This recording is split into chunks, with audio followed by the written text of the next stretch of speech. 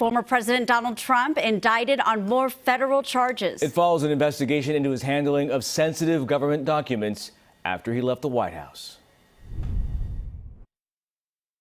Sources tell CBS News the multi-count indictment is connected to the allegedly unlawful retention of national defense information and obstruction of government efforts to retrieve them.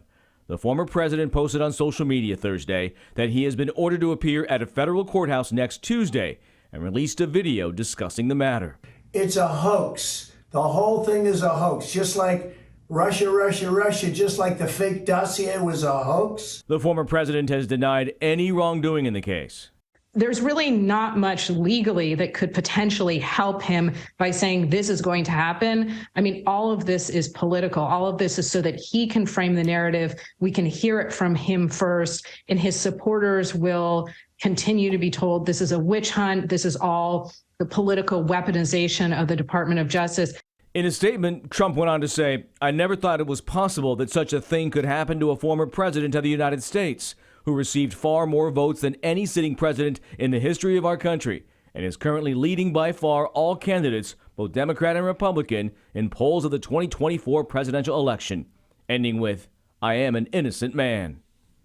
So obviously there's lots of reaction to the federal indictment. And that's right. CBS 13 Steve Large joining us now in studio with the former Trump 2016 California campaign chair, who's now calling out the former president. Yeah, Marley, Tony, that's right. Doug Osee, well known in Sacramento, former Congress member and a longtime supporter of Donald Trump. He's defended Trump through many controversies, not this one. Let's just be blunt here.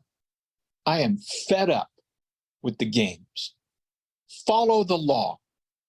Quit lying to me. Doug Osee is fired up following the federal indictment of Donald Trump. The law is very clear. These documents belong to the federal government, period. I'm going to make a real run in California, okay? This was 2016 candidate Trump's visit to Sacramento when Osee was his California campaign chair. As a Congress member, Osee was also in charge of the committee that investigated Bill Clinton leaving office with White House furniture he was forced to return. The committee that I chaired in Congress had direct jurisdiction of the National Archives. I know the law.